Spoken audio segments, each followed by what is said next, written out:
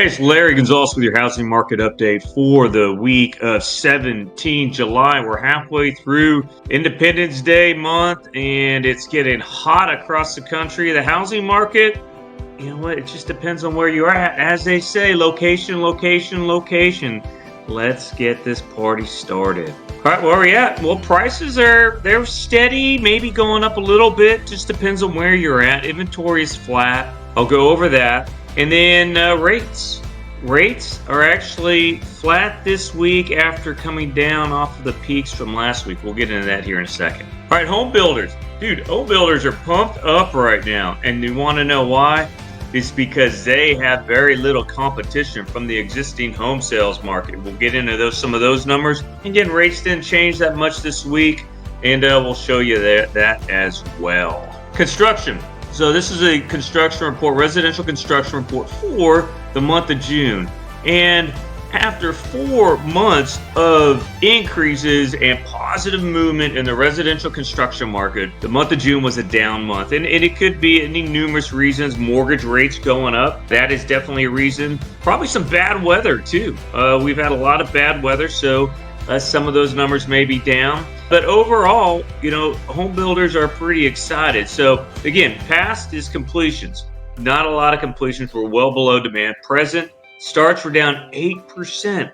So basically the start of building, breaking ground, 8% decrease month over month and 8% decrease year over year. And permits, that's the future, down 15% year over year. Again, first drop in 4 months, that's something we got to keep an eye on, especially as we have the heat wave that's basically swept across the lower United States, and we've had the flooding up in the Northeast. All these things kind of weigh in on construction. All right, home builders are super excited. For the 6th month in a row, we have an increase in their market index. Now, this is an index from 0 to 100. Anything above 50 shows an expansion, and they're really positive right now. Current sales, future sales expectations are up. Buyer traffic actually went up. I believe it was around 20 last month, now at 40. Hey, buyers are coming. Why? Because there are no existing homes out there. So home builders, if you go look on Lennar and D.R. Horton, as the Toll Brothers, their stocks are sky high right now because guess what? There's an insatiable demand for housing. In the housing bubble, 2008, we had 4 million homes on the market. All right, right now we're at 1.4 million. 2008, you also had a lot of forced sellers because they were losing their homes, they were losing their jobs. We don't have that here. Right now, we just don't have the homes, and the demand is far outpacing the supply. Home builders are super excited, and that is not going to change. Take a look at existing home sales report. That came out here on Thursday. And 2023 is red for a reason. Shows the last 5 years.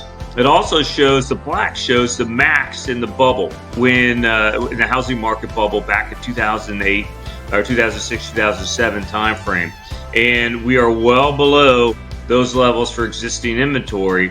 And, typically inventory peaks in August, June, July, August. Look at our peak. It's kind of tepid. It's not very strong. As a matter of fact, if you look at the report, we are unchanged from May to June. And this is going back to 1999. All right, we are roughly 3 times lower than we were at the peak 2008, and we're just not going to get any better because again, we've moved on from new homes to existing home sales. Right now, people, they have nowhere to go if they're going to sell, and rent is also high, so they're holding on to their homes. They have a lot of equity.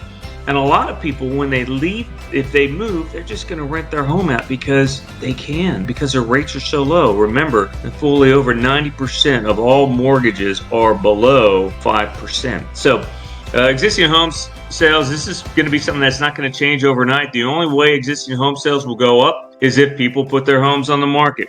The only way people are going to put their homes on the market is when they don't feel handcuffed to the current rate or the current home that they have because they got nowhere else to go. Call it a golden handcuff. So when we see rates come down, then you're going to see existing home sales go up. but you also see more home sales, period, because the demand is going to go up as well. So again, it's kind of that self-licking ice cream cone. You'll have more homes on the market, but they're going to go a lot quicker. So we're not going to solve the problem.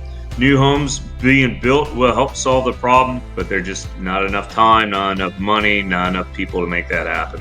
So where does that leave us with VA rates? Well, we peaked all through the month of June, and really actually most of May, interest rates started going up. And this is a VA 30-year fixed rate. And actually they peaked. We hit over 7% at the beginning of July.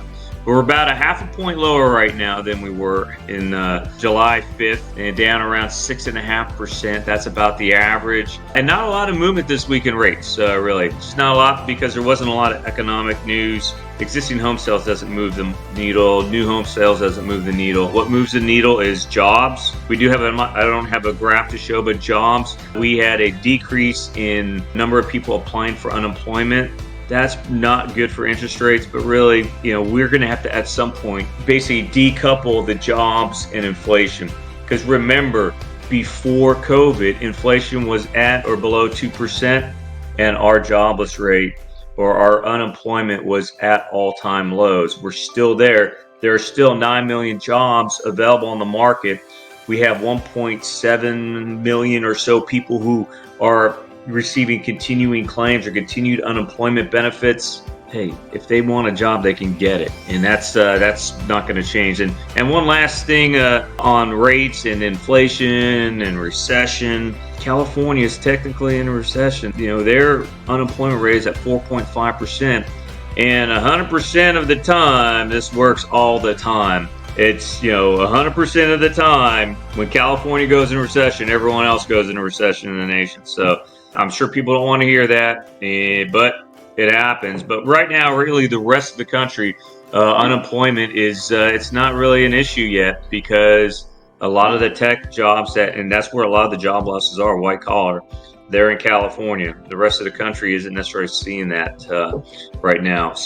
But anyway, so VA 30-year rates are steady. Expect to stay between the 6 and 7% range until we get a really good inflation report. We're going to get one at the end of next week. We're going to get a PCE that should come down, but it will be the July inflation reports. If those go down, expect us to go down another notch back into the 5.5 to 6.5 range.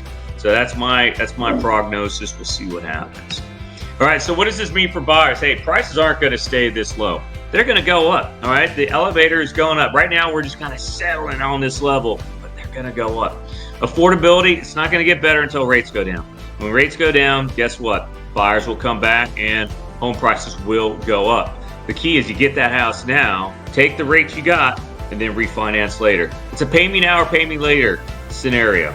All right, it's pay me now or pay me later scenario. If you want to buy a home, if you want to be a homeowner, and most people do, you're going to have to buy. Might as well buy now while the competition isn't as crazy as it will be, and certainly as it has been. Sellers, hey, low inventory is your friend. That is going to keep us squarely into a seller's market. If you're kind of concerned of whether or not you should sell or you should keep it, hey, talk to your LO, talk to me, all right? Because I don't make any money when you sell your home. I am going to tell you, I'm going to look at your budget with you. I'm going to look at where you're going, all right, and see if the two things, which scenario is best for you, selling or renting your home. All right, that's all I have for you this week. Have a great weekend. Stay cool, everybody. Talk to you later. Aloha.